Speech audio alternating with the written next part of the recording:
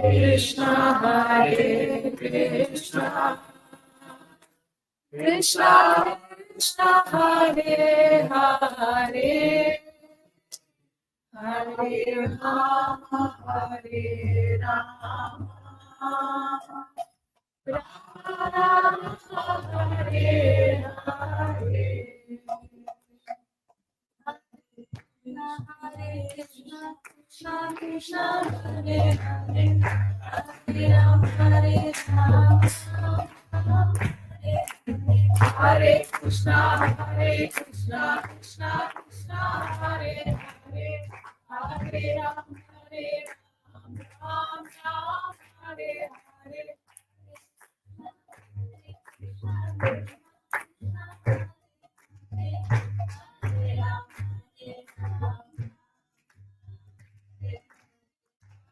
Krishna, Hare Krishna, Krishna Krishna, Hare Hare,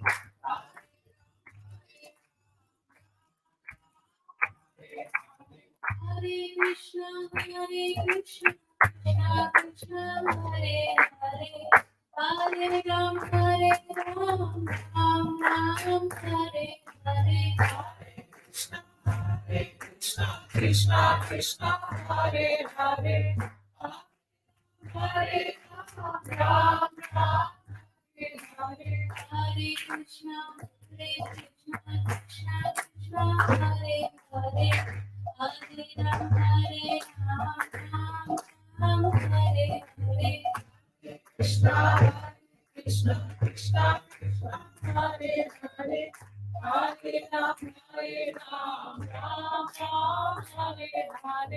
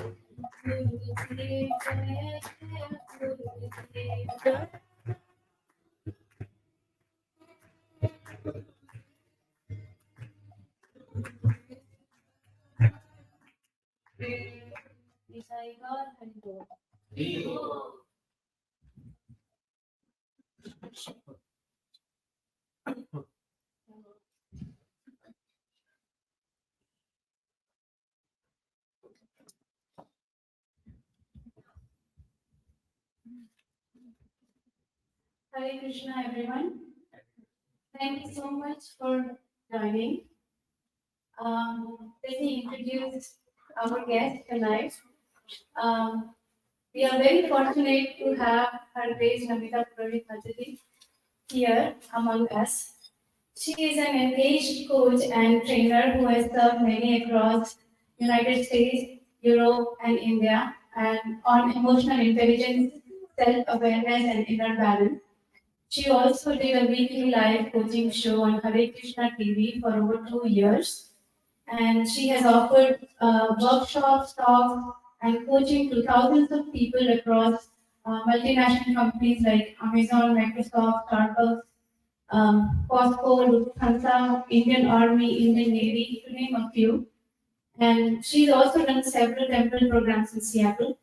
She is a certified personal counselor and energy healer, and she is also the founder of Ease Coaching Certification School, where people can get certified to become coaches or they can get coaching for themselves.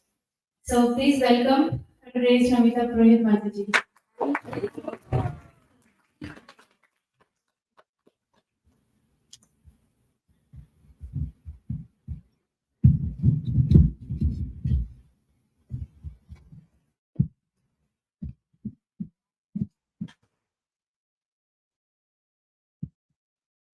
Hare Krishna. Can you hear me? Yes.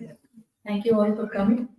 Nice to meet all of you. Nice to meet everyone. And thank you to Priya Radhe, Mataji, and Sadhucharan Prabhu for hosting me. And to all of you for coming and giving me a chance to share and speak for my purification. I'm learning as we all are learning. And I'm very grateful to you to make it on a weekday evening, 4 days before Diwali. It means a lot. I know you have I know you have a lot of prep at home. We were discussing about lighting the house and the car when we were coming, and so many other things to do, cooking and cleaning and a lot. But thank you so much for making it. And I'm also very grateful to Anuji and Bharti for coming all the way. Thank you so much. They're part of their teammates. I don't do anything alone. Bharti Anuji, Prithvi all work together also in coaching people. So thank you all. Before we start, so this is the topic, tolerance for being corrected. I'm trying to understand what brings you here.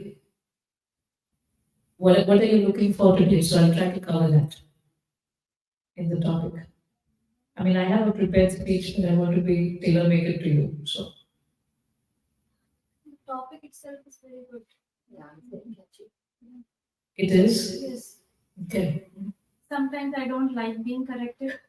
So I Nobody think does. this will be good one for me. What did you say? That's what I thought I've done today. Okay. Corrected. How do I do that? Yes. You were saying something? Tolerance, it's not easy. Every time, for every circumstance, it does not allow us to tolerate, rather to revert. So just tolerating the urge to react is not easy. We want to react and we want to give it back, but it's not easy. Yeah, it is not easy. It's hard. Yes. Yes, yourself, yourself. I think when people are correcting something, it's also the immediate pain of making ourselves realize that we have some shortcomings, and then realizing that how to respond, and in a very short period gets to be very challenging. You're already doing a lot of work. I can sense that from what you said. So, feeling the pain of, uh, oh, I have this shortcoming, and then also having a proper reaction to it. Yes. You were saying something? Yes. I want to say that I'm so happy for being here with you. Basically, Me too. I understood you about how we coach and everything from another devotee. So I'm very happy to be here, whatever the topic is. Oh, thank you. Which devotee? Amrita Keli Mataji from Connecticut. Oh, she sent you here. Your Vilas Vinod. Vilasini. Yeah, she told me. She told me she'll tell you. Yeah. Yes. Thank you. Thank you for coming. Any kids? Yes, sir. Yes, sir. Well, you've been with me in most my toughest times. Let me put it that way. Thank you. Not, but through your videos, through your YouTube videos, I've learned a lot. And tolerance, this is something that I've been trying to practice very well. But what happens is when I get corrections from someone else, I take it in a positive note and try to really understand where it's coming from and try to correct myself. But when I give something back as a feedback in a nice way to people, also sometimes they don't take it that way. And that kind of falls apart. Okay, so you're good at taking feedback, but then when you, for a healthy relationship, whether it's at work or at home or in community, it's a give and take, because we're all trying to set boundaries and take care of our needs. So when you say that to others, they don't take it positively. I don't know if I can address that today. Yes, yes. So, like after seeing this topic, I was wondering, the correction comes very often, but like ourselves, we also need appreciation. We know that there are many things that need to be corrected in me, but I think how I see myself, like there are other things that should be appreciated. Right. And correction, like I do not have that control in myself to be to correct myself even when I know that this needs to be corrected. But there is need of the appreciation, which socially or in the family that misses. So how should we see that? Like affection Right. is fine, but So we also want to be valued. yeah, valued, and you are valued because you can sense the value, but appreciation is something it's just like fragrance on the cloud. I mean, it's like you feel So happy. maybe Subhasa, Yes, I you feel think happy I after will that. yes. So appreciation is also needed, not just constant feedback to how we can improve, but we're also looking for appreciation, and sometimes that's not balanced in those relationships, and that can cause some pain. Good point. Any kids? You're here because your mom told you. I know that's what happens. Yes, asking you. Yeah. Okay, think about it. I'll ask the girls. Girls usually talk. Yes. There is one point you should think that every person is different and their way of thinking is different. Mm-hmm. So when there is a correction comes, sometimes it comes to mind that I will do this differently, another person will do it differently. So at same time, it's not possible that I can do by the way other things. So that is also one thing comes either like So everyone is different. We all have a different way of doing things. So when they tell us something and is it confusing or you're clear?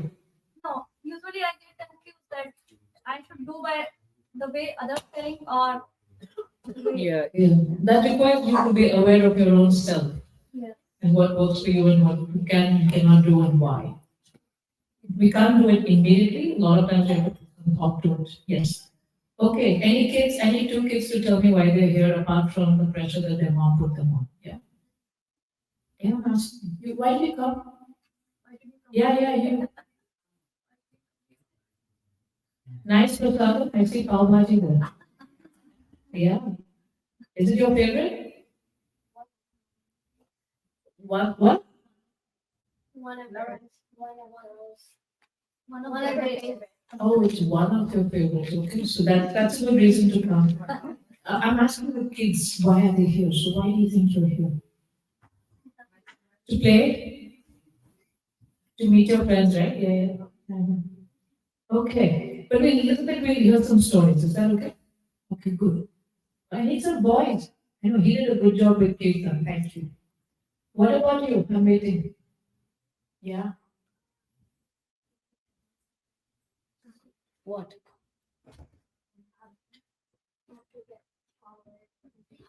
Oh, okay. Thank you. He's a good leader, manager. Yes, thank you. And y'all can come closer because there are more people coming. So you can come closer, yes? So I'll just share how I got this title. This line is not my line. Tolerance for being corrected. There was a Bhagavatam magazine article I read many years ago. And in that, there was a story by Hare Krishna Devi Dasi. Yes? So Hare Krishna Devi is a very senior person in the Hare Krishna movement. And one of the services was to take care of the cows in the ashram. Yes? And the cows need to be taken care of properly.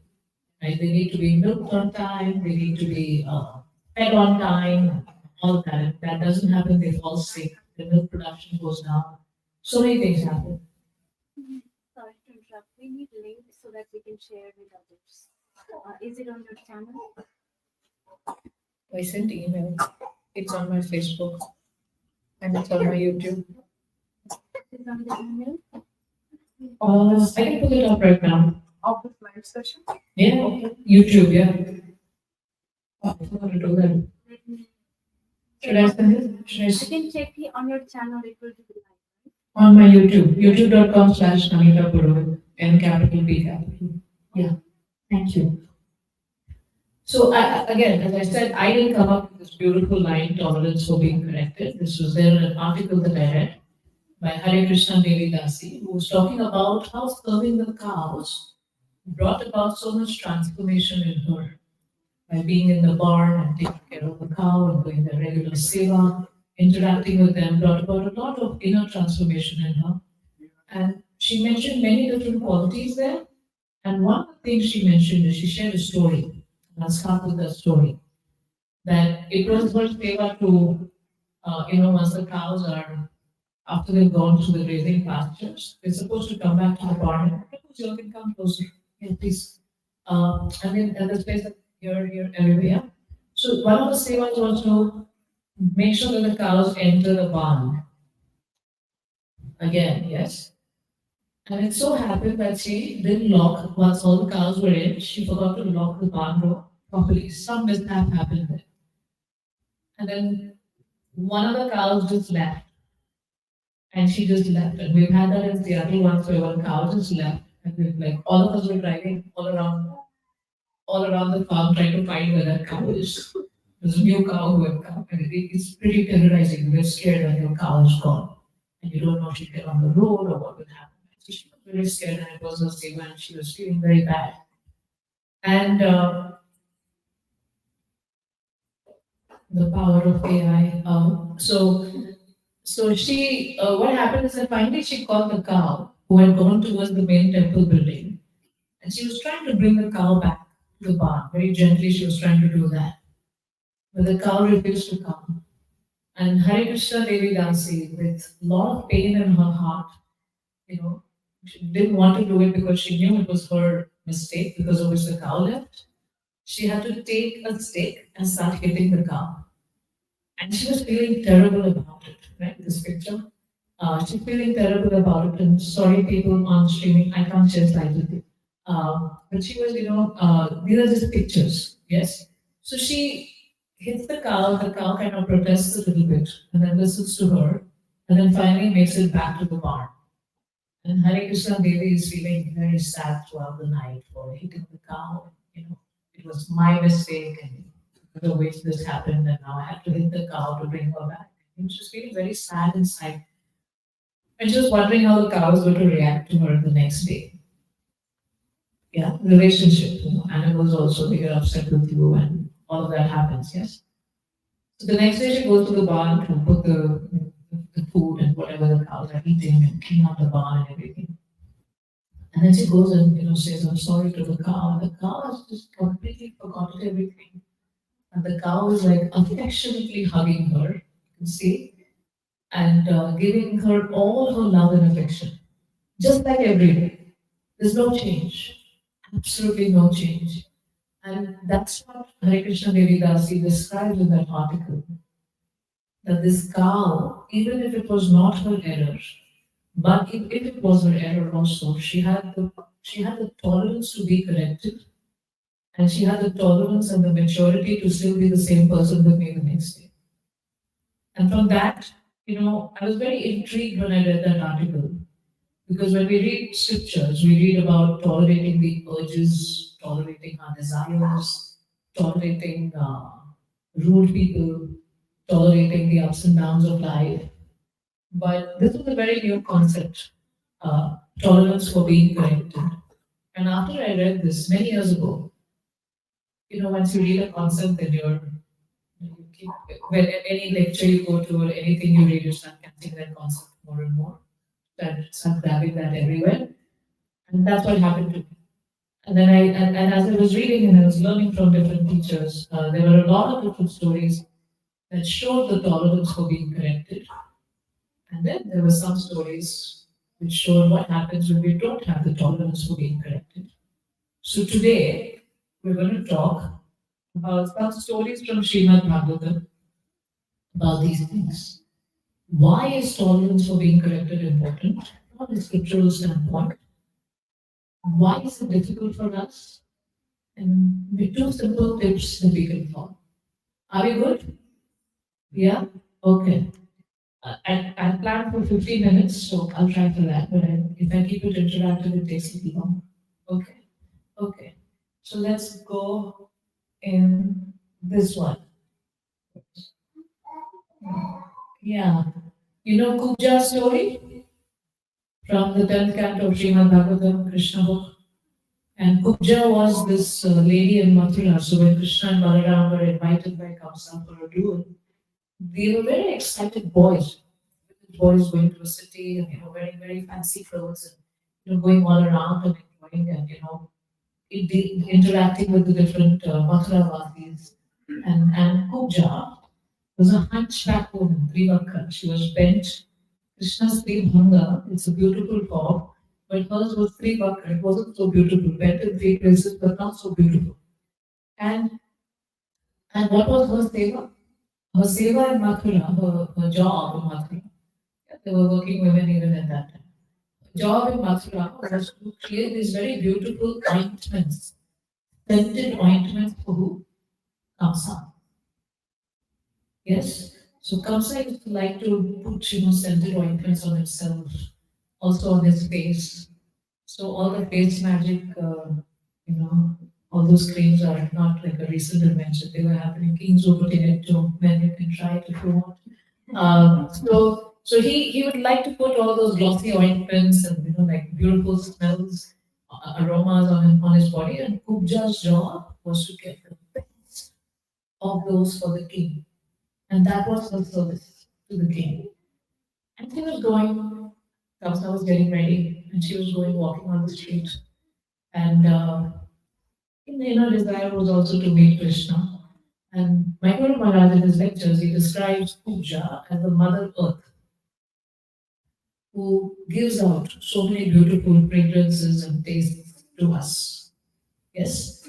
So she is going, and Krishna and Balaram, they take her ointments. And what I've heard in the lectures is Krishna takes the blue and takes the yellow and makes himself golden like Balaram. And Balaram takes the blue and makes himself blue like Krishna. Young boys enjoying themselves and having fun, making everyone have fun around them. And then Kunja kind of protests, but Krishna just goes close to her. And in those cultures, and even now, maybe amongst the Indian community, we're not into hugging that much, male and female and touching. And it's not, we don't do that.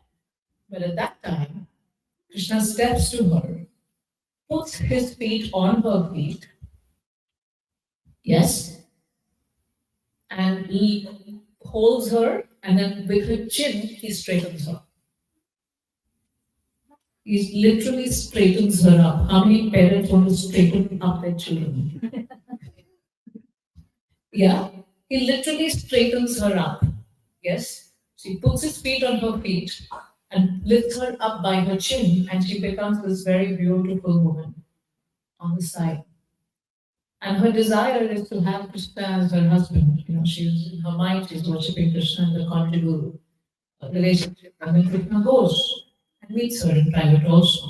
Yes? But what is happening over here? Now you may think, Acha, Krishna put his feet and she became straight, story over. Let's go to the next thing. What did Krishna do? But the Acharyas explained. Kubja had the tolerance to be corrected.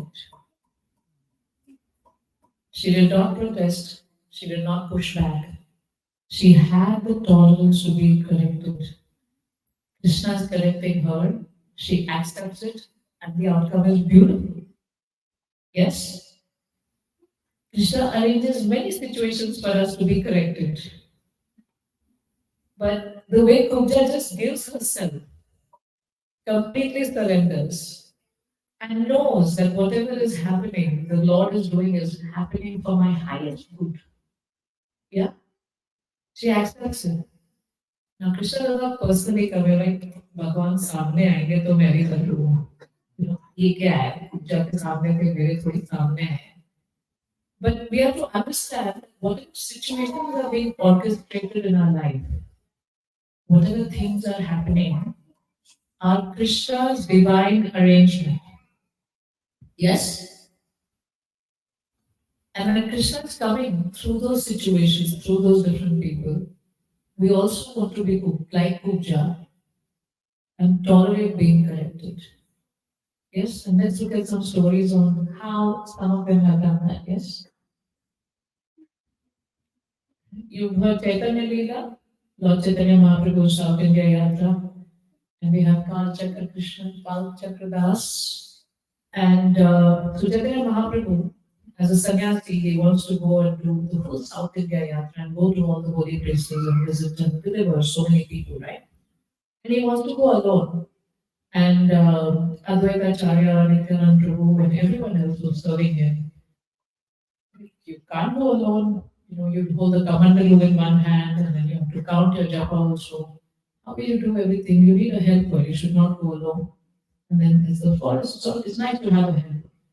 So then they arrange a nice brahmachari boy to go with Chaitanya Mahaprabhu. His name is Kalchakra Krishna Das. He is with Mahaprabhu. Who is Mahaprabhu? The question was, Kubja ke time pe Krishna was there. मेरे time पे कृष्ण हो तो मैं तो गलती ना करूं. Yes, but अभी स्टोरी सुनेंगे. कालचक्र कृष्ण दास की. Who is he with? He is with Chaitanya Mahaprabhu, Krishna himself, who has taken the form of Lord Chaitanya. Correct? He is a personal servant of Chaitanya Mahaprabhu. Yes? And he is with him in the South India Yatra. Right? And they reach after a few months. What happens is that Kalchakra Krishna Das becomes a little late in his service to Mahaprabhu. Right? And Mahaprabhu was wondering, where is he? He didn't show up today. This was the time he usually comes. Where is he? And Mahaprabhu starts looking for him, searching for him everywhere. Now imagine you have a helper who's supposed to help you. और यहाँ आपका काम बढ़ गया. Yeah? Helper is gone. And Mahaprabhu is searching for him. Literally searching for him, right? And finally he finds that Kalchakra Krishna Das has made friends with the Bhattaharis, who are the gypsies, right? And the gypsy women also, right? And he's been over a period of time, because he was in that area, he gradually made friends, and one fine day he was with them. They were doing some sacrifice, and going to initiate him into their sampradaya, whatever that thing they were doing, yes? And Mahaprabhu goes over there and sees what's happening, and he pulls him by his shikha, he brings him out from there. What are you doing? And Maya.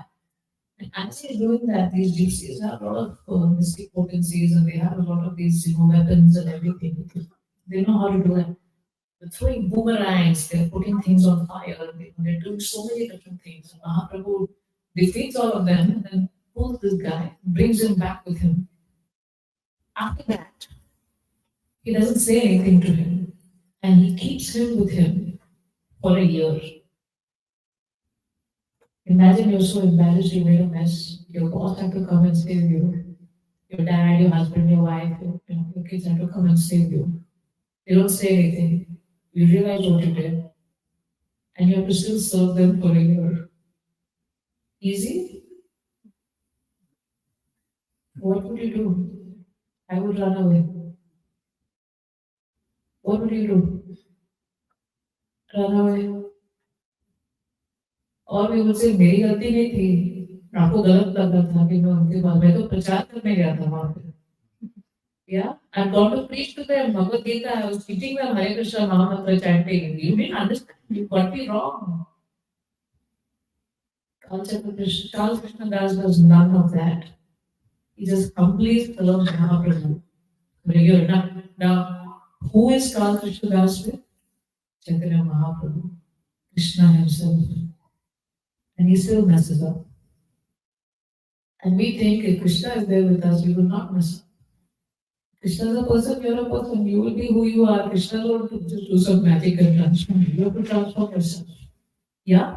Now, after a year of this, when Chaitanya Mahaprabhu reaches back to, I think it's Bengal or Puri, my geography with history is not very good. I don't do very good in these things. So he reaches Bengal and he tells that this Kalchakra Krishna Das, I don't want him anywhere around me. And everyone's like, what happened? What happened? What happened? And then he said, what happened? And he said, I don't want him anywhere around him.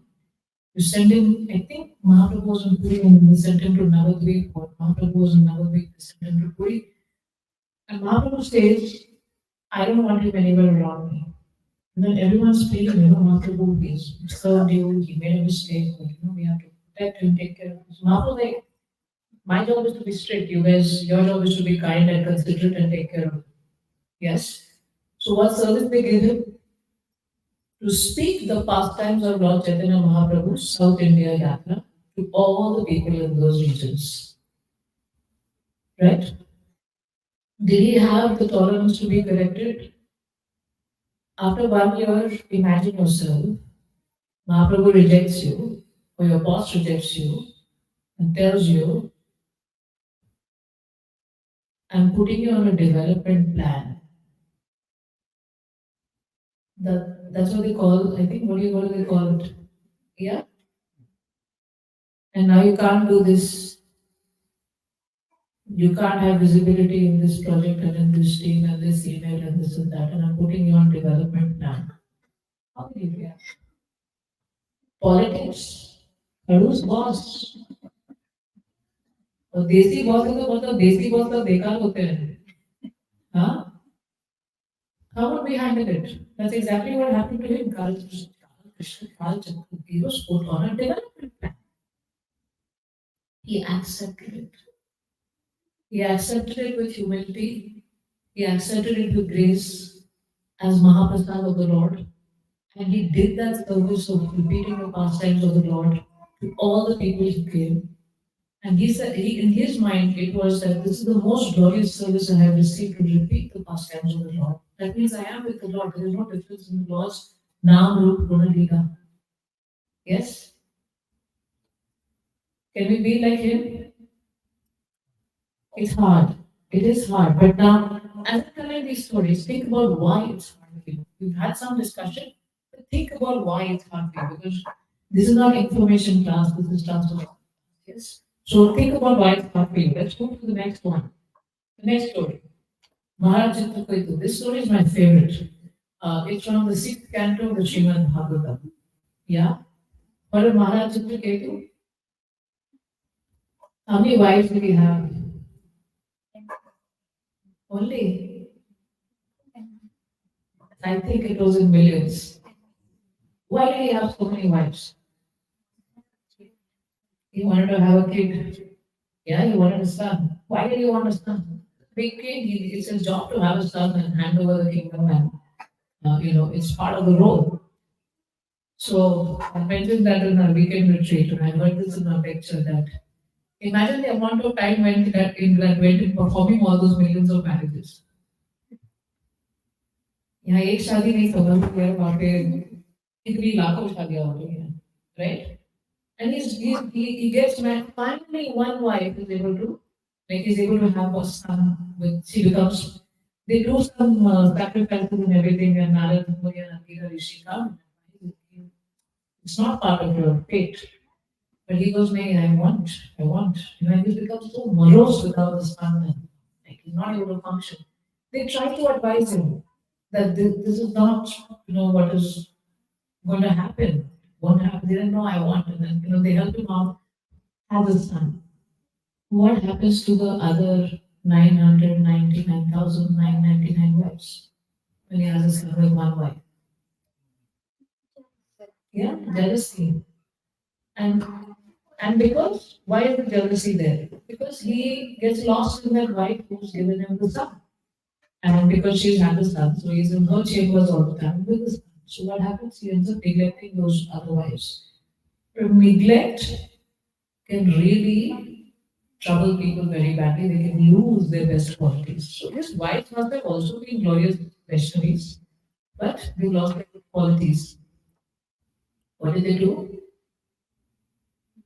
They poisoned that child.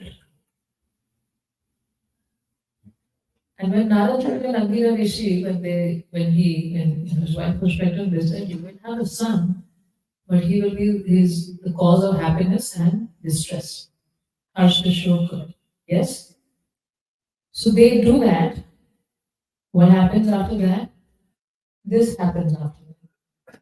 Maharaj Chitraketu was so distraught, so troubled, so disturbed.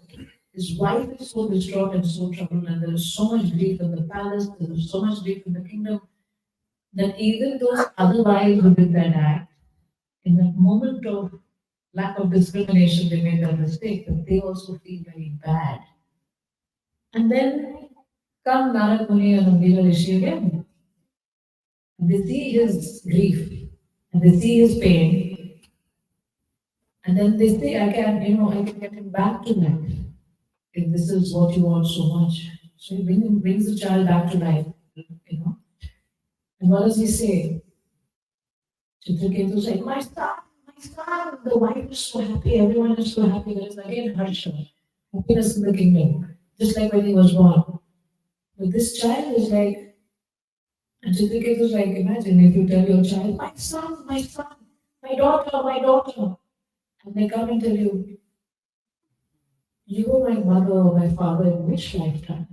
I've had many mothers and fathers. Please try that on your mom. You want to try that? No? Next time she scolds you, they'll say, which lifetime were you my mother or my father? You want to try that? No? Okay, good kid. I'm trying to spoil you all, but no, you're a good kids. Okay, so imagine Chitraketu, for him, the entire life is in that sun, and the sun wakes up and like, which lifetime were you my mom or my dad? And he says that, he preaches to Chitraketu about the cycle of birth, disease, old age, and death, and how the perfection of human life is to worship the Supreme Lord and fully surrender unto Him. And he leaves. He's like, I don't want any of this.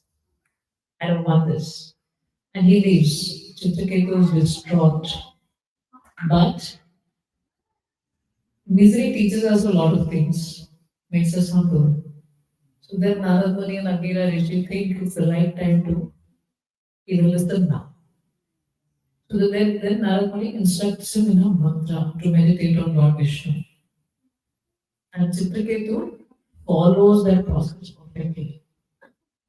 When did Chitraketu? So he follows that process perfectly. At the end of his life, he perfects himself. And then he achieves the lotus feet of Lord Sankarsana. So was Chitraketu able to accept correction in the beginning? No. When was he able to accept the words of his gurus? Misery, and when he had the experience that it's not working, this is not my fate, it's not for me. And he went through that, sometimes deep grief can give you a lot of realization. That's what happened. And that's when he was ready, he was right, he followed it. And then Chitraketu, he gets to be on the planet of the Vidyadharas, right? Singing the glories of the Lord with all the Vidyadhara women. And he's able to travel. He's such a good devotee of the Lord that he gets the freedom to travel to so many different places. And he can also go to Maheshwara, Kailash.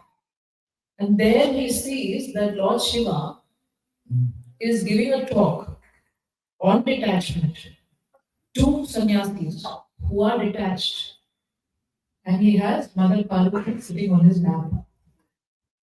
Right? And Chitraketu says, Aho, this is so glorious. Your Lord Shiva, who is the most detached, is speaking about detachment to the sannyasis in Kailash Loka. And it is such a great glory that if you're speaking about detachment with your wife sitting on your lap, he is glorifying Lord Shiva. And such is Lord Shiva and Lord Parvati's greatness. Right? And he's able to do that. Mother Parvati does not like it. Wives, sometimes you don't like it if somebody says something to your husband. Happens or does not happen? Or after that, what a chance to make a Yeah? Wife is not happy.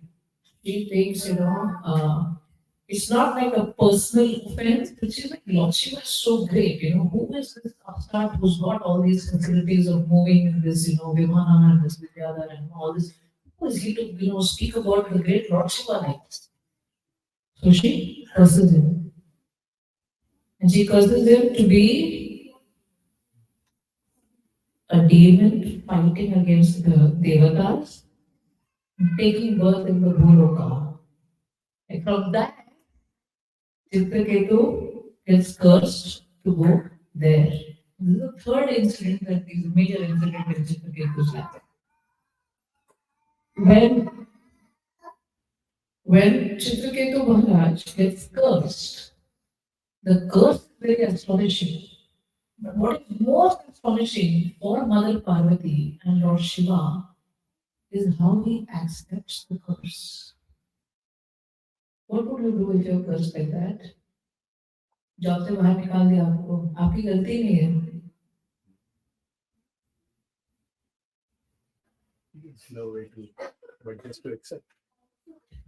To accept, so Chitraketu could have counteracted the curse. He had that power, but he didn't do it. Right? When you have the power to tell your boss, "Oh, you're doing this is wrong. I didn't do this. You don't understand." He didn't do it. I'm not saying you should. You should. You know. But he didn't do it. What did he do? He told Mother Parvati that whatever I'm receiving is because of my deeds. I gracefully accept whatever you're saying, but I mean, he says it very beautifully in Sanskrit. I'm saying in layman terms. I did not mean what you're understanding. But both my action and your action is something which is beyond our control. I accept this gracefully, and he leaves after being cursed like that. Imagine this Chitraketu's journey. What he has gone through, and then he comes and he's meditating on the Lord, such a good devotee of the Lord, and then he's again cursed to be with Rasur. When he leaves, Mother Parvati is very astonished. She's amazed at how he has taken the curse. Lord Shiva is not very happy with a devotee being treated like that. He does not interfere. And Mother Parvati is not doing it because somebody offended her. Lord Shiva was being offended. So then Lord Shiva starts glorifying the devotees of the Lord. And he says, Narayana Parasarvena Kutas Chalana Vidyate Swarga Apavarga Narikishu Api Turyata Darshana. Narayana Para, the one who is completely devoted to the Lord, a Narayana Para devotee. Na Kutas Chalana Vidyate, they are not scared, they are not disturbed in any circumstances. Swarga Apavarga Narikishu. Whether they are in the heavenly planets, whether they are liberated, or they are in the hellish planets, they're completely happy, completely peaceful, always thinking about how to serve the Lord.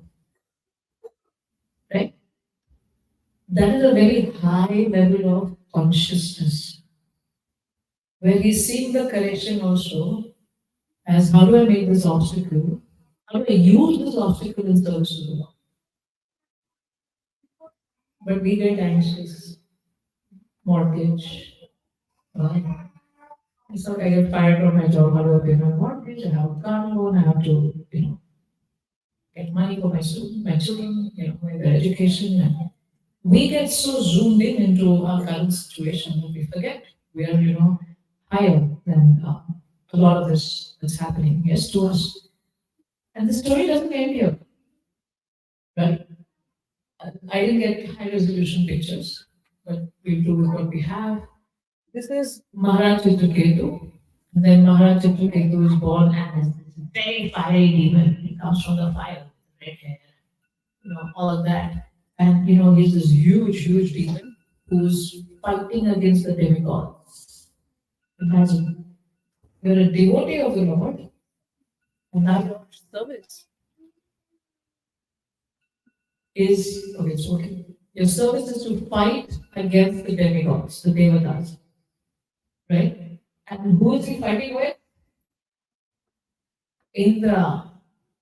Yes, he's fighting with Indra. And then finally, Indra throws a thunderbolt, and Vikrasura's service is complete. Yes? Now, why are they fighting? Have you thought about that?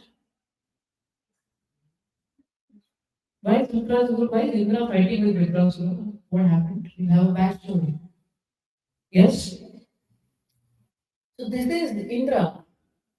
It's a very beautiful picture, but it's not looking so good here. You can see Indra with the white, umbrella, getting all kinds of, accepting all kinds of worship and all kinds of glorification in his court. And Brihaspati Maharaj is Guru, is there. Guru Brihaspati is there. But when you're getting like your two Bhogeshwari Prasakta Ram Daya Pahita Chinta Vyavasaya Paka Buddhi Savadona Vidhi, when you're too busy with material opulence, Bhoga and Aishwarya, and enjoyment, the resolute determination for devotional service does not take place. It can dull you. It's like, you have something really tasty, like kova, food coma, you have that. My gosh, this is so yum. You just lose your senses, right? That happens. Too much opulence, and if you're not akinchana inside, you're not devoted to the Lord inside, and you're so lost and blurred out, you lose your senses. So he knows that Guru is there, but he forgets to stand up and offer his obeisances to Guru Brihaspati. Mistake number, who did he open? Guru Brihaspati. He opens a Brahmana and a Guru. Now Indra knows kuch to locha kiya hai everybody. Yes, I made a mistake. Right? I need to correct this. But the correction is not, correct my Guru, I need to correct myself, I need to take care of my, I need to do pashtagap for what I've done. It's a very bad offense. How could I do that? And I need to regularly think about this, and I need to go and sincerely request for forgiveness for my Guru, straw between my teeth. That's how the consciousness. The consciousness is, we will lose our power if our Guru is upset with us. And the demons will become strong because they're serving Shukracharya very well. So I need to do something about this and seek forgiveness. So then anyway, all that happens, and then he, over a period of time, because he has offended his Guru, and the demons are serving Shukracharya perfectly. Whatever Guru is giving instructions, they're following perfectly and everything. Demons are becoming very strong. The Devatas are becoming very weak. Indra goes to who? Indra goes to Lord Brahma, right? And Lord Brahma tells that, they go to Vishnu, then finally they go to Lord Brahma. And then Brahma says, you accept Vishwarup as your Guru. Okay? So Vishwarup is another Brahmin. And the Vishwarup, does some prayers and he gives them a Narayan Kavach. That we read. He gives them a Narayan Kavach. It's fully described in Srimad Bhagavatam. Read. Now what happens is Vishwarup, from his mother's side, is connected to the demons. So when he is doing his Nitya Kriya and his daily homam and this thing, it is natural to offer oblique, like remember your ancestors and your lineage. So he is also offering, those offerings for his mother's side. Indra is like, ये तो against में चला गया, ये तो उनके लिए यज्ञ कर रहा है. He'll make the demons strong. So what does Indra do? Kills Vishnu. Yeah. Did Indra learn anything from offending one Brahmana earlier in the previous slide? No, nothing. His focus is himself. Okay, as the Lord of the Devatas, he has to protect the Devatas and everything, but what is the consciousness? It's very material. It's not about like truly introspecting and changing and stuff. Yes? He kills Vishnu. Now Vishnu Kumar, who is upset? His father is upset. He is very angry. How could he kill my son? Anyone harms us, harms our family, harms our children, we get upset, right? So Twashta starts doing the yajna. And so that there are more enemies created for Indra. Okay? Twashta se thodi truti ho jati hai mantra jap mein. So there is one syllable that goes wrong.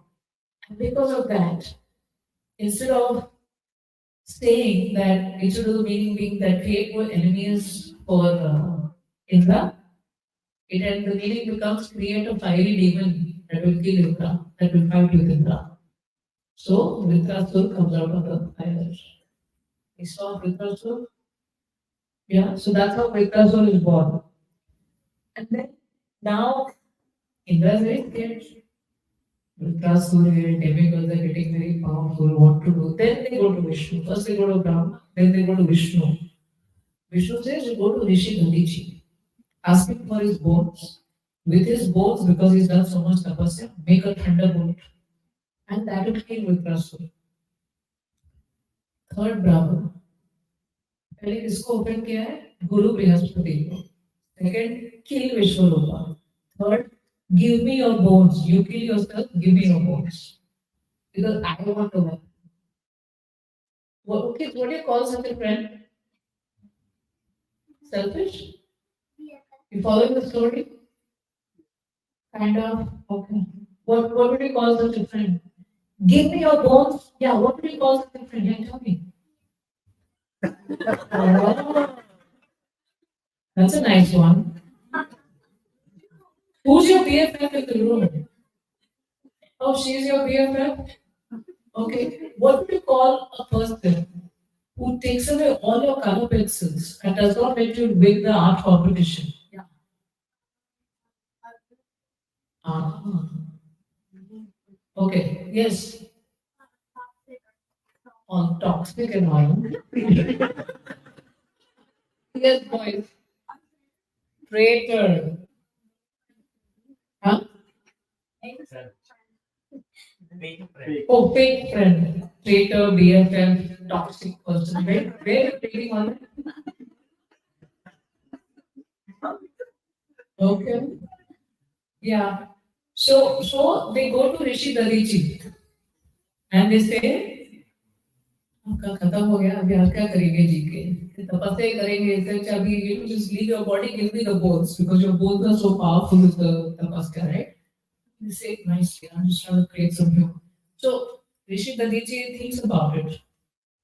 And then he just to test Indra and he says, no, I want to be in this body and this and that. And then Indra is giving him that material body kya hai? There's a higher purpose and everything. So then Dadichi thinks that this is such a glorious opportunity to serve Lord Vishnu. Because who has asked Indra to come? Lord Vishnu. Right? I want to sacrifice my life in the service of Lord Vishnu. Yes? And Lord Vishnu is supporting the Devatas, and the Devatas are in charge for the operations of the. Right? ऐसा ही होता है ना CEO अपने operations manager को support करता है आपको नहीं करता है. This is what is happening over here. Indra is the CEO. Yeah, I mean Krishna and Vishnu is like the owner, the board of directors of the company. They're supporting the CEO, the CEO, all that things are happening there. Yeah. So then he gets the Vajra. He gets his rib cage and that spinal cord. Right? And they make a Vajra out of it. Who makes the Vajra for them? Vishwakarma, not Vishnu. Vishwakarma is the architect for the demigods, Devtas. So he makes a nice Vajra. Look at Indra with the Vajra. Down the picture you can see in his hand. And then he has this massive fight with Vritrasura. Now Vritrasura is so massive, all the Devatas are so scared of him and they run away. Even the demons run away. He's fighting on the side of the demons, but even they run away. And Vritrasura is like alone, fighting Indra. And Indra has a lot of, but Indra is also getting scared. And at that time, Vritrasura is preaching to Indra. Because he's a devotee of the Lord. And he's preaching to Indra. You are serving the Lord, you need to fight. You need to defeat me. And it is glorious, and he's preaching to all those who left the battlefield. It is glorious to die on the battlefield serving the Lord. And you need to preach, and you need to do this, you need to do the dharma. And finally, Indra with that Vajra is able to kill Vritrasura. Vritrasura is delivered and goes back. Now, did our dear friend learn anything? So I had somebody, when I was in Seattle, I had one of my neighbors. I'd gone to their house for something, like they wanted something, so I'd gone to give it. And the man said, how dare you come to my house at this time? Like, your wife just messaged me to bring this, that's why I came here. And he goes, like, I'm disturbing my children, they're sleeping. And I'm like, sorry, go back home. I came back home. Another 3 days, I get a call for this lesson. And he goes, Mataji, I really want to say sorry to you. I usually truly didn't process it. I'm like, he probably his children made him upset or what happened to you. If you go back. He was really sorry. I'm like, about what? And he goes, that day you came home and I didn't speak properly to you and that's not right and all. And till that it was fine with me. Till then I was okay. The next line was, if you don't forgive me, I won't go back to content. I'm like, इसलिए phone किया मेरे feelings में तुमको पता नहीं है you just call me because you, if I don't forgive you, you won't go to back to content alone. And then I said that to him. Like, it's okay, Prabhu. I mean, I'm nobody to get offended, and I get offended, you won't go anything. This is a small person. That is what happened. This is not a good thing to do. But imagine Indra is doing all things. Who I offended Brihaspati, but his whole apology and whatever arrangements he's doing. I mean, he does. He accepts, like when he kills Vishwarupa, then he accepts the sin. He could have counteracted it, but he accepts it, and then the tree and the women and the land and the water accept the curse on his behalf, right? So he does that, but then the consciousness is not changed. Yes? So he kills Ritasura. What are your learnings from the story so far? Toxic, traitor,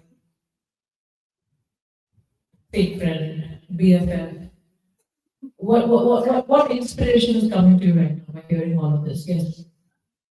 It's coming like at first step when he offended Braspati. That time itself, like it would have thought inside like it's my mistake and I should rectify, like maybe apologizing or something. Like Yeah. It would have ended. Truly apologizing, like changing the consciousness. So just in the first step itself, he could have realized and changed himself. Yeah. Anyone else? Yes. No self-reflection, only selfish need Ah. and his ego. There's no self-reflection, there's ego, there is no, like it's all about my needs and what I want. That happens in leadership positions.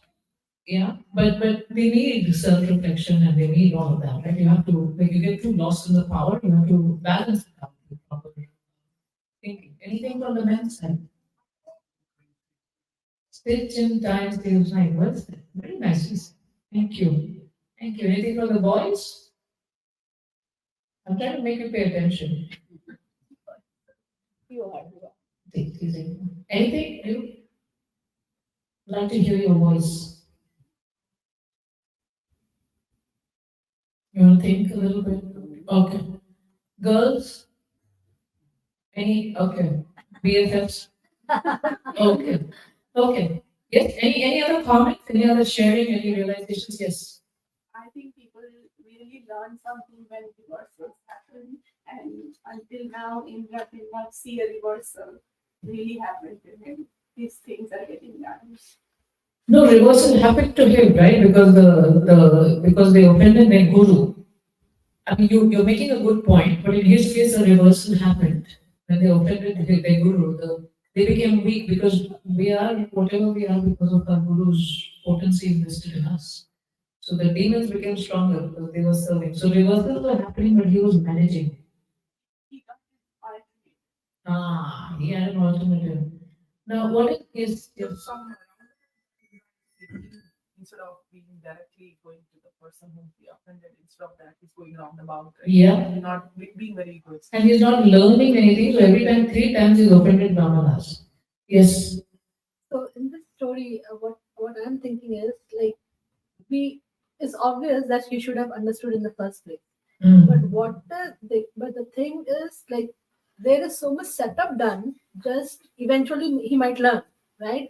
But Lord has made so much arrangement for him to learn that point. I mean, he couldn't get out from the first cycle. He had Yeah. to go to another one. Yeah. He could never escape it. I mean, eventually he Yes. has to go through the roller coaster again and again Yes. just to learn the one point. So Lord is, somehow making. And that happens in our life too. We don't learn things the first time. And then the Lord arranges one more thing, seek le, right? And one more, and one more, and one more, and we still don't learn. And one devotee told me that if we don't do Swasunarki, if we don't do the detailed goldsmith work to our consciousness, make a beautiful necklace of our consciousness to offer to God, like correct design, then what is God going to do? Boom! That's the work. There is going to be public. Indra's all humiliation is public. We're talking about it right now. Bhagavad में लिखा है, कितना story है उनके बारे में. Yes. So we get a lot of chances where without any humiliation we can fix ourselves. Right? But it's like, when we were kids, we used to read the Reader's Digest. There was a culture. And we used to read that to know about other Muslim countries में क्या होता है. And they used to have these places where they used to share their personal stories and some jokes in real life. So there was this one story shared by a mother who shared, and ATMs were not new then, but it was new for her son. Yes, son was one of these boys their age. And so she went to her boy and then he went and withdrew money from the ATM. She was coming up, she was turning around and the son was standing right next to her. And he was like, Mom, you can do it again. Nobody saw you do it. So he thought that the mom is stealing money. He didn't know ATM kya hota hai. He didn't know what is the concept. And he thought that the mom is stealing money and nobody saw it, so he could do it again. That's our attitude, right? We make a mistake, not noticed, आगे बढ़ते हैं. We keep making the same mistake, it gets bigger and bigger and bigger, and then we get public humiliation. Yeah. That's what happens, yes. I was thinking, all these points are very great. That comes to my mind as well. So I was thinking, when Krishna talks about in the second chapter, so third chapter, I think he says, Prakriti Kriyamanani, Gune Karmani Sarvasa, Ahankar Vimratma. So when he says that, it has a very deeper meaning of that, everything goes very smoothly in this world. And we think that we are the doer, and then we flow with that.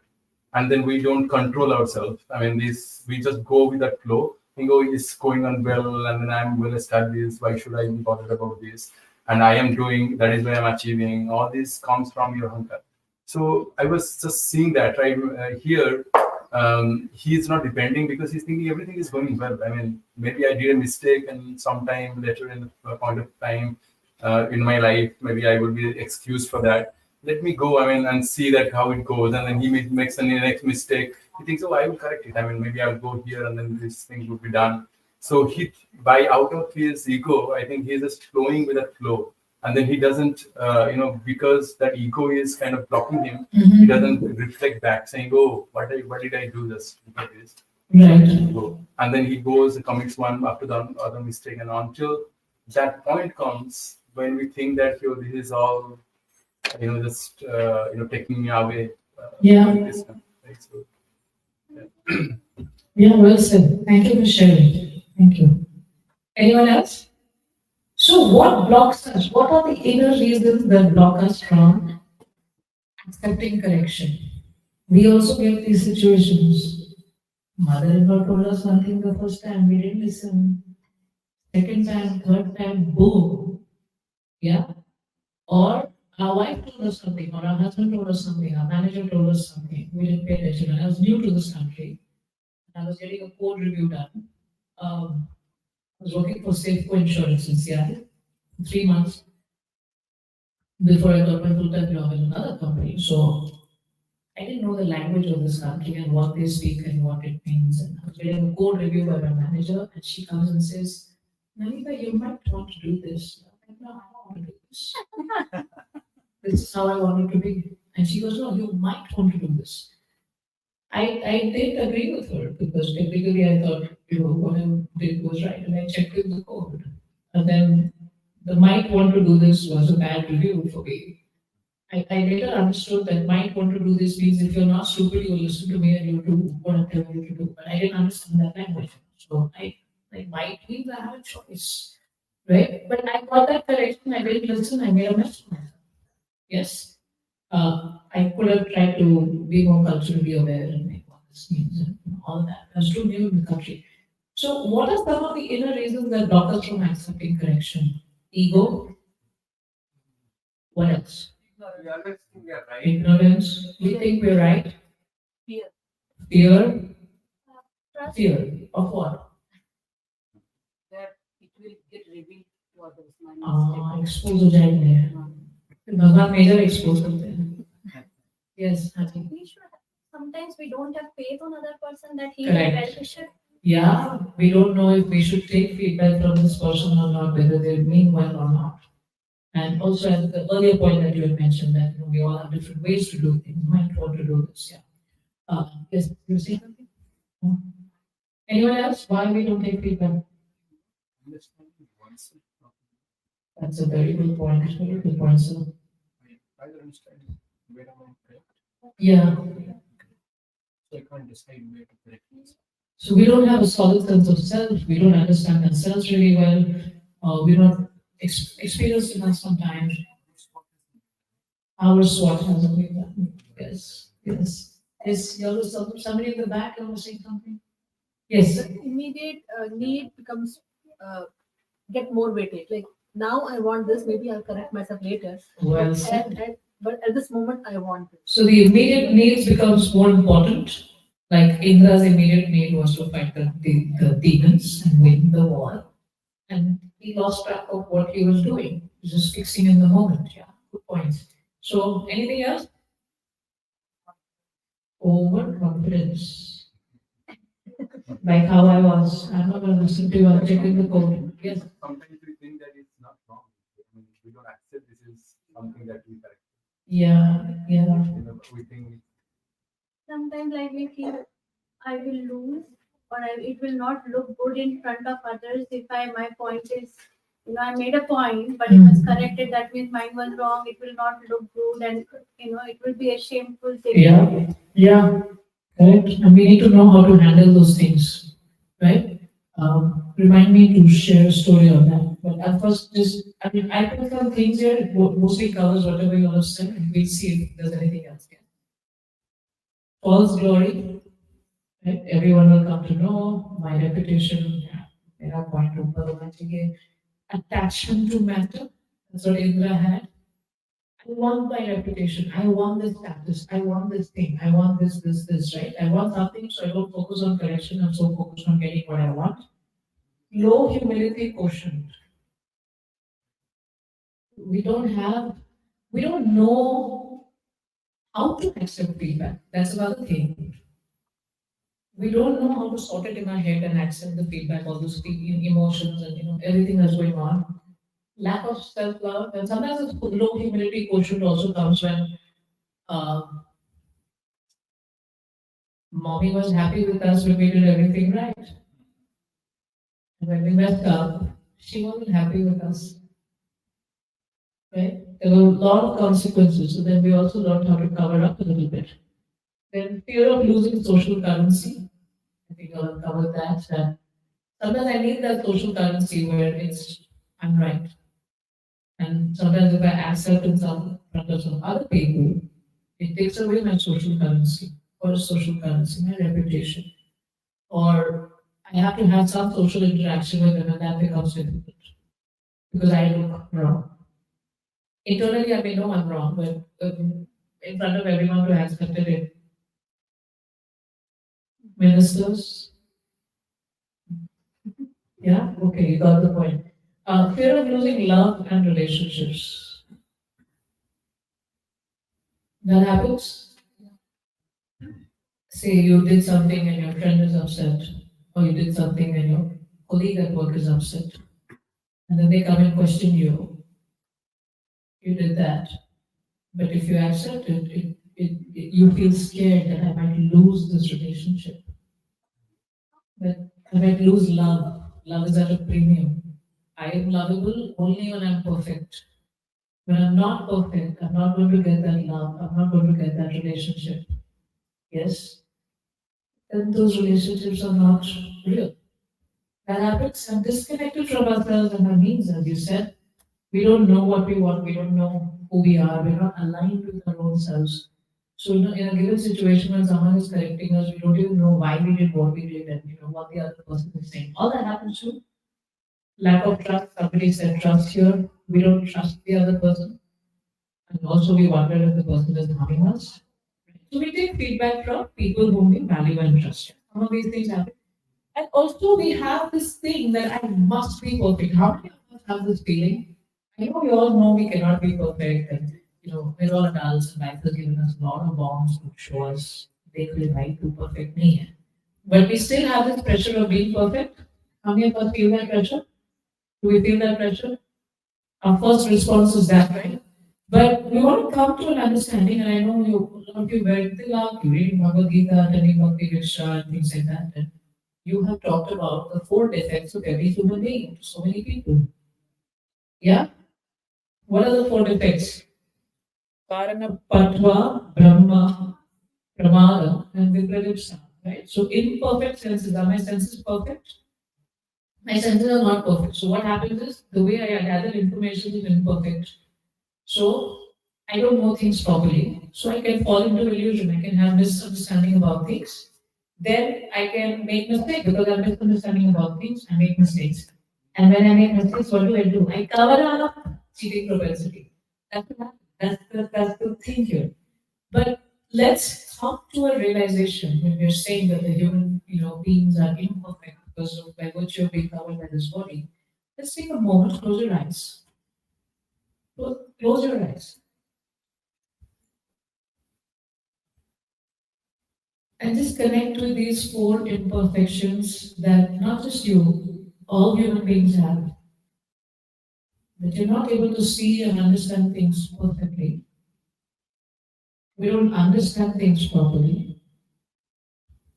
Because of that, we commit mistakes. And then we cheat, we cover up to protect our identity. Try to bring that message closer home. That I have imperfect senses. I tend to be under illusion. I don't understand everything properly. And I make mistakes. And then I also, cheat, cover up. And just accept that about yourself. And give out a sigh if you need to. Do you feel a relief accepting that?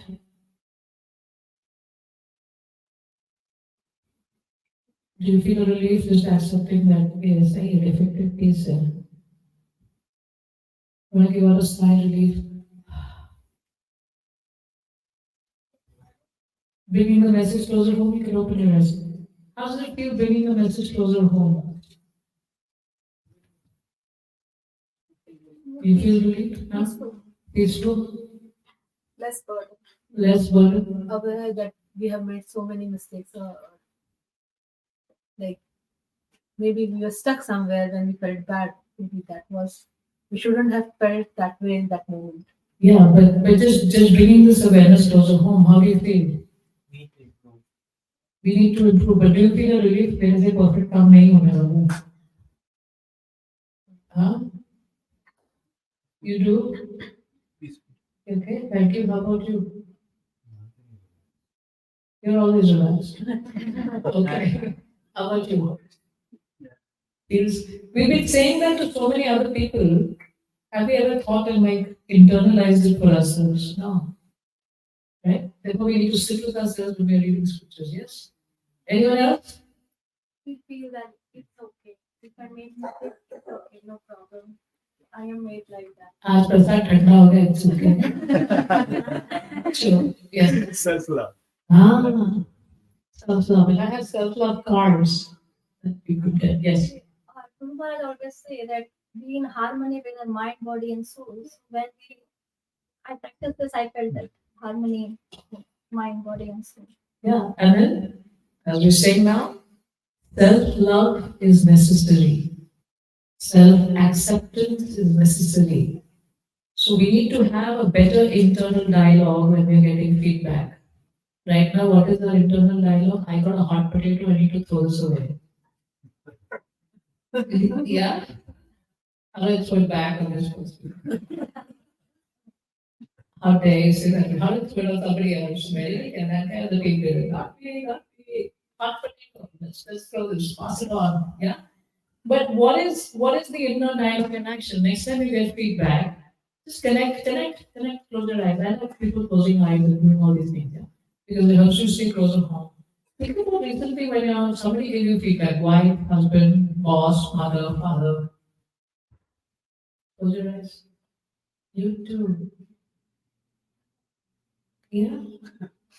Everyone. Close your eyes. Connect with recently when you got feedback.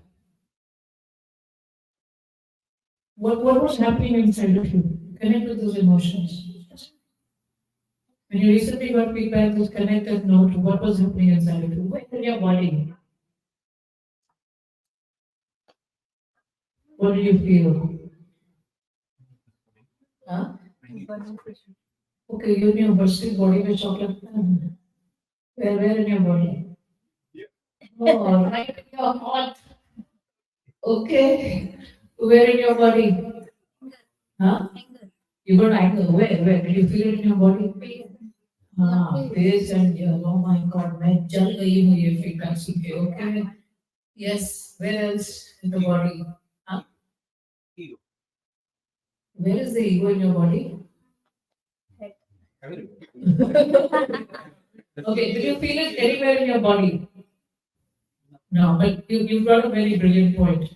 Yeah. Thank you for saying that. We feel it in our ego. But where in your body? Anyone else? Mind. In the head, And face. That's where the face, chest, ears. लाल हो गई हो गया. Yeah, that's you see how the instant reaction comes. But now visualize the same thing. Close your eyes. Visualize the same thing. Getting feedback, and you have the awareness that I have four defects. I have imperfect senses. I have a tendency to fall into illusion. I make mistakes and I cheat. And you're telling the person with that awareness, and in your mind you're saying, "Thank you so much for your feedback. I will work on it. I'm grateful to you for your care." Even if you can't say it to them, say it in your mind to them. Feels better? And what are you telling yourself? You're telling yourself, keep your eyes closed. I love myself. In spite of all my imperfections and errors, I accept this feedback with gratitude and I will work on myself. Easier? Open your eyes. अभी एक बार session सुना और ये हो गया नहीं, you have to practice. You have to practice, right? So first bring awareness that I have defects. I cannot be perfect. I'm going to lose it on my children. I'm going to get upset. I'm going to scream at them. I'm going to get upset with my wife. I'm going to get upset with my husband. I'm going to get upset, get angry. I'm going to make all kinds of mistakes. And I can't be perfect, but I can be good enough. What is good enough? I lost my head. I got upset. But I'm ready to learn from it, apologize, and move. Easier? Yes. I have a question on this before I come. We talk about that, okay, we are imperfect, agree. But unless you try to, I'm not saying make it perfect, but unless you try to make it better and better and better and better, right? You will not grow. And I'm not saying grow in terms of your bank balance. Grow as a personality also. Yes. Right? If you are driving a car and you made some mistake, you want to grow better. You want to be a perfect driver. Right. But you have to strive for it. You can never be a perfect driver. I mean, this morning I was watching World Cup match, and in between they were talking about, Virat Kohli was talking about his life lessons and things like that. One of the really good thing what he mentioned was that he doesn't like in that movie Three Idiots. Amir Khan character said, Right. go for the excellence, right? And Yeah. we we clapped on it and we tried to do it. But Kohli had a different perspective, and that's a real life person. Is that what is a parameter of excellence? What I'm doing today, this could be an excellent bottle. Yeah. Then there is another excellent bottle. Then there is another excellent bottle. There is no parameter for excellence. You can try to be a better man. Right. Go for the better man, right? Yes. But you can never achieve an excellence. You can never achieve a perfection. But at least we can try to do it better every single time we do. Yes. So excellence, perfection is not too bad. That's what I'm saying. My Okay, point that's a is good point. perfection is not bad at all, because unless you try to be perfect, and there is no parameter for perfect, there is no epitome, Right. Everest of perfect. Right. But unless you try to do it certain thing perfectly, how will you improve? As a person, as a professional, as a father, as a husband, I mean, and I live by it, honestly. So when you say that, hey, I mean, I accept my imperfection. Yes, I accept my imperfection, but I try to go for the perfection. Always. Which is good. I'm not saying don't try for perfection. I'm not saying don't get better. In fact, it's the curse, actually. People who try to go for, I mean, one of my friends, he was a numerologist, met him. The moment he asked my, birthday, when was your birthday? March 3rd. Sorry, March 6th. Oh, He wants a gift. you are a perfectionist. March 6th. And it's a curse as well, and I don't know. Right. But people around the perfectionist, they So I'm not saying don't strive to be better than what you were yesterday. Do it. But what happens is that because we want to be may not apply to you. In general, what we see is that when people are trying to be perfect, they don't have a very loving relationship with themselves. They beat themselves up. Their inner dialogue is about beating themselves up when they make a mistake. It's not an objective thing, right? When many people in tech here, it was very surprising for me when I was starting to work in this country many years ago that I was a developer in test. So I used to write code to test code. And if I would find a bug, we would find a bug on the developer's name, that this code is owned by him and we would find a bug. And the culture was also to walk into the developer's office and tell him that, hey, this is an issue that's there. I found a bug and this needs to be fixed. And I was very young and very new and not so experienced in life. And when I went to the developer, he's like, oh, which line of code is it? This time. Oh, really? Wow. Thank you for helping me find this bug. Goes and fixes it. So he's seeing a bug as an opportunity to make things better. But his relationship with his code is not that I am the code. This is me. How dare I made this code and now somebody found a problem with this.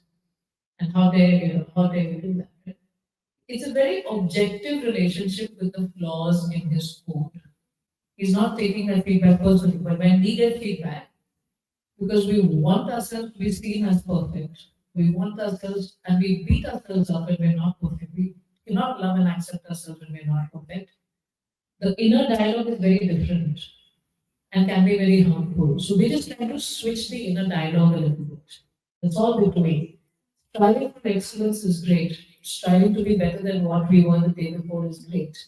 Now, another thing is, why are we striving for that? One point comes to my mind with the same practice we did. When we accept our own self is difficult with all this improper imperfections. Right. We accept others first. Yeah, If very we nice. think I'm perfect, then I want the whole world perfect. Yeah, because we're so hard on ourselves, we become hard on others also. Yes. And when we learn how to accept our imperfections, why this mode helps you accept your imperfections. You may not have that issue, sir, and in general I'm talking, yes. So when we learn how to accept ourselves with love in spite of those imperfections, it's easier to accept that feedback, and from acceptance comes transformation. It's a mantra. From acceptance comes transformation. So when in this mode, we are able to accept it easily, objectively. Like that developer was happy to look at feedback on the code. He accepted it objectively. He wasn't like a very experienced coder in the company I was in for 25 years. Very experienced guy. He's like, oh, Namita, you found this? Okay, tell me which line to put. Oh, yeah, this variable needs to be changed. He did that. Can you run the test case again, please? Simple. No ego around that. Right? That is the stage we want to be at. And why do we want to be perfect? Of course, we want to be at our fullest potential, we want to be self-actualized, etc. But since this is a spiritual audience, we want to be perfect. We want to give our most perfect offering and seva for Krishna. So that's the space we want to come from. Is that okay, sir? Okay, perfect. Thank you. I love ChatGPT. I use ChatGPT a lot in my work, right? So I just did this little bit just to show you a screenshot of how ChatGPT responds to feedback, right? That's me. I said, give me a name of a nice program for leaders. I just played with it, and I took a screenshot for this presentation. And then they said, Ascendify. No, I don't like it. It seems juvenile. I was trying to be rude deliberately. Yes? And then understood. Oh, you don't want it? Fine, I'll give you a new one. Right? And what if somebody tells me it's too juvenile? I'll be like, dare you say that? You're insulting me. I try to help you. Yeah. ChatGPT is just focused on the job, right? Understood. How about Elevate as the one word name for a leadership development program? And I just wrote down because I wanted this last line, I know it gives it, right? Say, you're giving me horrible names. What does ChatGPT say? I apologize for not meeting your expectations. Let's try a different approach. Could you provide me some keywords or themes that you'd like the name to reflect? This might help in generating a more suitable word name for your leadership program. I want to be like ChatGPT. Very high humility quotient. Looking for the music behind the words. What does this person really want? Leaving the shocking, they're calling me juvenile, they're telling me I'm horrible. What do they really want? Let me respond to that. Beautiful way of taking feedback. Yeah? This will be future. People don't want wives, they want chat. Yeah. Well, I was supposed to hire two copywriters. I didn't. Since I got ChatGPT. It makes it easier. Okay. I love ChatGPT. So let's just do quickly. We're running out of time here. So, huh? But that's a good point. Good point you're bringing up. But when we have a healthy relationship with ourselves, of loving ourselves, honoring ourselves, taking care of our own needs and feelings, when we are there for ourselves, when we are partnered with ourselves, you can reach the ChatGPT stage. It's possible. It is, because if somebody hurts you, it's like Vidura is being hurt by Duryodhana in the court. When he's telling that, listen, accept Krishna's proposal. And Duryodhana is like, just beat this person up and leave him only with his breath.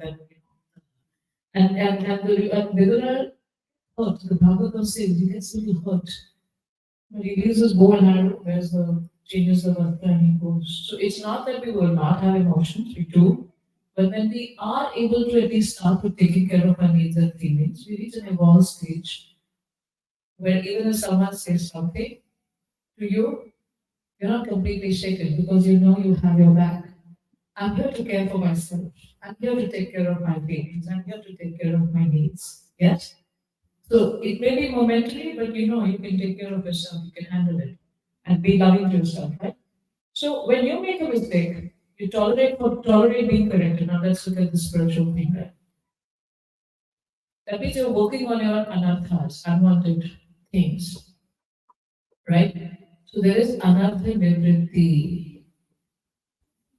Correct? This anartha nivritti happens. We know the stages. Bhagavad Shraddha, Sadhu Sangha, Bhajana Kriya, Anartha Nivritti, Nishtha, Ruchi, Asakti, Bhav, and Prema. These are the stages of elevation in bhakti. How will another devotee happen if you are not, don't have the tolerance to be corrected? Yeah? So when that happens, you reach Krishna, but when you cover up cheating propensity with Pragasna, the anartha becomes strong. Mom, do it again. No one is watching. Yes? We repeat. And then we also start having psychological issues because of those very strong, deep-rooted behavioral patterns that we have. Self-hatred also happens in spiritual circles because you're hearing something, you're inside something, and you're actually acting out of atmaha, self-envy. Because when you're not accepting feedback, you're acting out of envy of the self. You're going against your own self. What the purpose of the self is atmaha, right? And you make no mistakes. So you do lie, cheat, repeat. Wow, do it again. Lie, cheat, repeat. Lie, cheat, repeat. And you remain in the cycle of birth, disease, old age, and death. Now, the thing is, there is spirit, there is self-love that we talked about, right? I love myself in spite of all my imperfections and errors. I accept this feedback. Yes, with gratitude, and I will work on myself. That's the inner dialogue we're trying to have. A lot of times we don't know how to handle feedback because we don't have a supporting inner dialogue. And you may not be able to practice it in that moment. Hindsight, in the night, when you're reflecting on your day, start taking feedback like that. The more you do that, the more in the moment you'll be able to do it. It's a pattern, it takes time, it's a muscle you have to develop. Now, this self-love would go on the other side of the spectrum, would become selfish, would become very hedonistic. All me. No, that's not the kind of self-love we're talking about. We're talking about spiritual self-love, right? Krishna loves us unconditionally. So seeing yourself from Krishna's point of view, so even if I have all these imperfections, I know I'm fully lovable by Krishna. Not just me, everyone is lovable by Krishna. So I am loved unconditionally. Love is not at a premium. Right? Krishna loves me unconditionally. So see yourself from Krishna's point of view. Krishna loves me, therefore I love myself. I take care of myself and I will get better. I will take this feedback. You IT people, Agile, how many of you do Agile development? I think I see more SAP stuff happening. What do you do in Agile development? When you get all the product requirements, do you have a product work backlog? And prioritization, right? I got feedback. Can I work on 20 things at once? One thing at a time. I make my product work backlog. I make a note of it. And I make sure I don't lose track of it. How many of you do have an introspection exercise? Spirituality is not going to happen just by chanting and going out and doing book distribution and service and having prasad. You need manana with that. Introspection is needed, nididhyasana is needed. How many of us have that introspection practice? How share your practice so others can benefit? What do you do? When something happens, like it is not very pleasing. Right. So initially, like mind is agitated. Right. Sometimes. So initially, when mind is agitated, I give some time. Right. When mind is calm. My mind is calmed down. Maybe I hear some lecture on the same topic from the Guru Maharaj or senior devotees, so that I get the right perspective to think in the right direction. And then mind says, yeah, this is right, this is wrong. So And sometimes I'm also wrong. So you take shelter of the spiritual body to help yourself. Does anyone have a regular process of introspection? At work, when something is not in the process, does it happen? No, right? Doesn't happen. At home, if there's no process for something, does that task happen? No. So how do you think your spiritual growth is going to happen without you have the process of bhakti, like the sadhana bhakti? How will your development happen? Does anyone have a process for it? Yes. I practice affirmations in the morning, Okay. and just before I go to sleep, I have a retrospective with myself. How did those affirmations really help me? And where was I wrong? And what will happen during the day? And in the night before I go to sleep, again, I practice affirmations that will correct the things that I actually went wrong with during the day. And how, so you have a process, do you see growth happening with this beautiful process that you have around having affirmations in the morning, reflecting on those, how your day went with respect to those affirmations? Do you see growth happening because you have a process? Yes, Yeah. I do see a difference. Somebody else? Thank you. Thank you for sharing. Somebody else, does they have a process? They do? Yes. Trying to watch my reaction to certain situations. Right. And sometimes I go in the past and see this is how I reacted last time too, and this is how I'm reacting again. Right. And it did not benefit me last time. It's Right. not going to benefit me again if I keep on doing it in the future. So I have to change something about it. Right. So like that, I would like to think what I can change. Yeah, thank you. Thank you for sharing. So she has a system. Does anyone have a time bound system like a periodicity, regularity? We do that at work, right? Why don't we do it for ourselves? And Bhaktivinoda Thakur, Srila Prabhupada's guru's father, he had a process. He's recommended a process. We do Ekadasi every 15 days. I know. Thank you for the reminder. Tomorrow is Ekadashi. We can start tomorrow. Yes? There are 20 things and 100 things to fix. You can't do it. You're not so intelligent. You can't handle it. Right? You have a product work backlog. Can you pick one thing, one feedback that you have received and work on it? And can you do a checkpoint? What do you call it at work? You have a process name for that? Retrospective. Software terms. Audit. System audit. Stand up meeting with yourself every 15 days. Yeah? Yeah?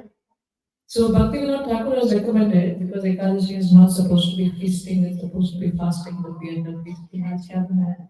Bhaktivinoda Kidwa, Saudara, I don't know what else to do. Yeah, Saudara Khichdi, and like, oh, you have kheer today, you have this. I go to the temple, it's nice to sun. You know what I do in Bombay? I go to Govind's. And I have Ekadashi, those I think are not the right way to do Ekadashi, but yeah, that's right. So Bhaktivinoda Thakur, there's a reason we are fasting. There's a reason so that our mind can be not focused on the food, everything, and we can focus on increasing our chanting and hearing and use it also for introspection. Manana. Can we do that? क्या feedback मिला है सबको? You know your feedback, right? So can you have a process around your own spiritual development? Can you make an Excel sheet for that? We have Excel sheet for finances, mortgage, loan payment, Ease Infinity Dallas. We had an event this weekend. You know, we are spreadsheet for everything. Tracker, ये वो कौन क्या कर रहा है, कितने time में खत्म होना चाहिए, status है ये हो. खुद के लिए भी करो. You can do it. Okay, anyway, I'm done with this. So any questions, any comments, any discussion? Further, let me see if there's something online. Anything online, any questions, then please put it here in the chat so I can read it out and try to answer. So yeah, any discussion, any comments, any questions, any additions? Yes. Krishna, thank you so much. It was very awakening. We talked a lot from the experience, I think. So it really helped us resonate to it. A comment and of course a question also to follow on.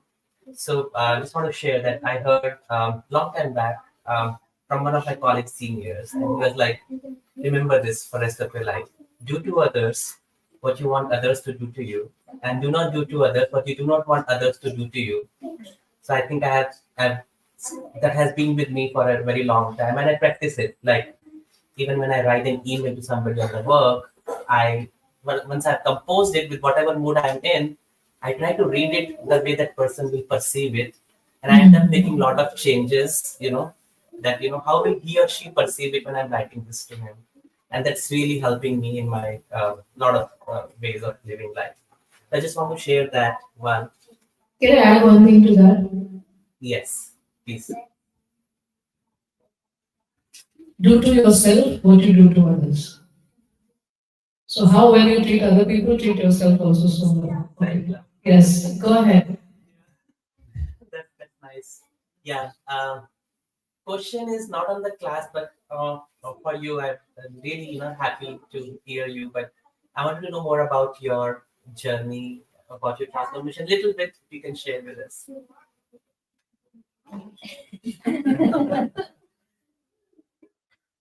What do you want to know? Why I took this path? Like why am I a life coach? What do Yeah, you want to know? from coding on the computer to coding people's mind.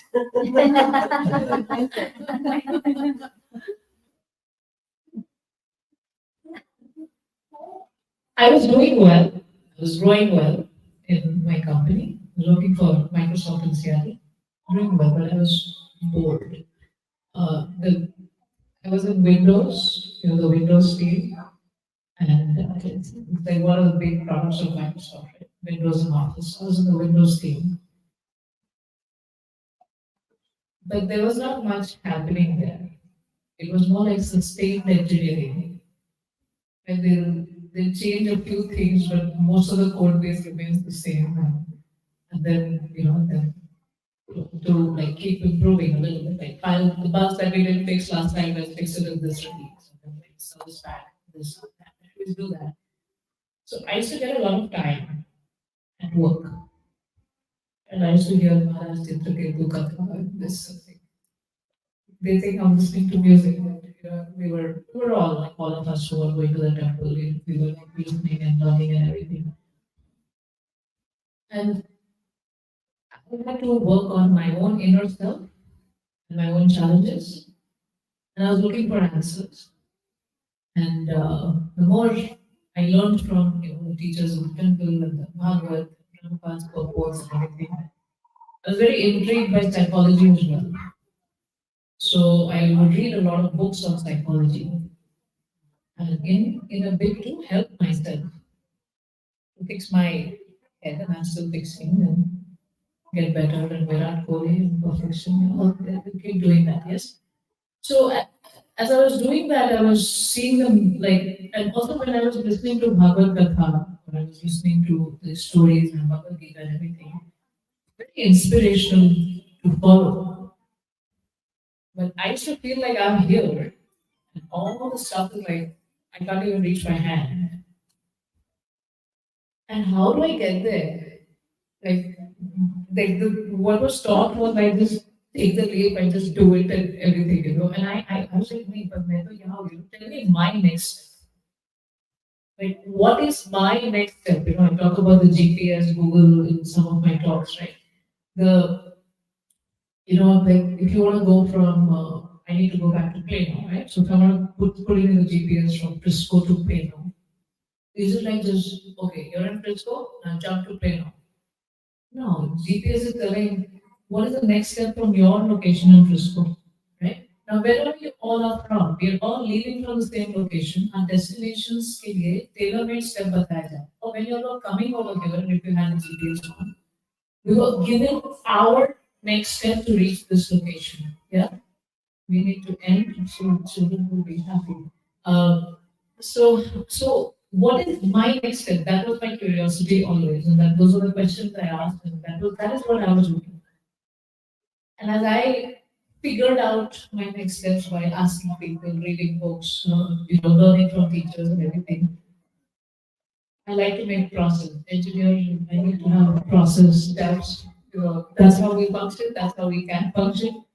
So I thought I'm not the only one struggling. So let's make it a group activity. We can have a forcing function. So then we started doing Linux programs under the guidance of our president and applied programs. So and that has led to this. Thank you. Thank you for sharing. Thank you all for coming. Thank you for asking. Okay, I mean, any questions, any comments, any realizations you want to share that will benefit all of us? Anything, open forum. Yes, you can go here and here. Yes. So, like you mentioned that we should do that retrospect and we should think like how work on ourselves. But I think my mind was like I want to be immediate. I want to go to next happy place. I don't want to think about what has happened or think minimal because if I think more, I feel the pain more. So I want to go to next happy place. So how do I tell myself, by going to next happy place, I maybe immediately I'll be better, but maybe not in the long run. So what should I tell myself? That's not just you who wants to not think about this and want to go to my happy place. It happens to all of us. Thank you for saying it for all of us. It happens to all of us, right? But as we mature, like we're all not getting younger here in the room, so as we're growing, we realize that I go to the happy place, but then that same incident again happens. And I feel the same way again. Yeah? And we say, "Isa usne kiya, baat baat mere ko aise ही करता है." Yeah? That person, and that's how they feel with me all the time. But my feelings are my responsibility, not the other person's responsibility. Keeping myself happy is my job, not the other person's job. Right? That's being self-dependent. Then you can be interdependent. Yes? So when we are not happy, what we need to do is to look at what needs of mine are not being satisfied. Now, that person may not be taking care of my needs in that moment. What can I do to take care of my need? Because if I just move to the next happy place because I don't like how I'm feeling, I move to the next happy place, my need is still unsatisfied. I'm still going to butt heads in the same situation again. And I'm still going to wait for the other person to take care of my needs. It's not going to happen because that's their nature. Therefore, we do the introspection for our own benefit. You understand? So that you can always be in a happy place. That I take care of my needs, I take care of my feelings, love myself, and I work on myself. So that I can be Virat Kohli. Yeah? Does that help? Okay, yes, you were saying something. Yeah, thank you so much for coming here, and it was really enlightening, very engaging. Thank you for coming. Interactive, so really loved it. I just wanted to share. You already covered asking. When she asked the question, you covered that part. Even in Veer Krishna Goswami Maharaj's book, right? Yes. He also talks that you have to identify your needs, keep yourself separate from your needs. You want appreciation, don't look for appreciation from your manager only. There are other places where you can look for appreciation, just so that your need is met. Yeah, I think he also uses the needs and the strategies to meet the needs Needs in his book. Yeah. Yeah. Yeah. So my strategy to meet my need is I can take care of my appreciation. I can appreciate myself. I can start there. See myself from Krishna's point of view. Krishna loves me. I love myself. Okay, I gotta fix this. Fix it. Thank you. And I'm doing a little bit of an ad. So we have these cards here in these bags. We have flashcards that we've created as a part of our work. Anyone wants it? They're here. They're here for a little bit of a fee. So we have these spiritual self-love 7-day affirmation cards. Read every day. And then we have interior emotions flashcards, which is about needs and feelings and how do you handle yourself in that moment. We talk about the 3-step process: feel, breathe, and comfort. So those steps are there along with feelings, words, and needs words. And we have 7 chakra healing bracelets. Keep your chakras aligned. We have these bracelets. Thank you very much. Thank you. Hare Krishna. Thank you all for coming.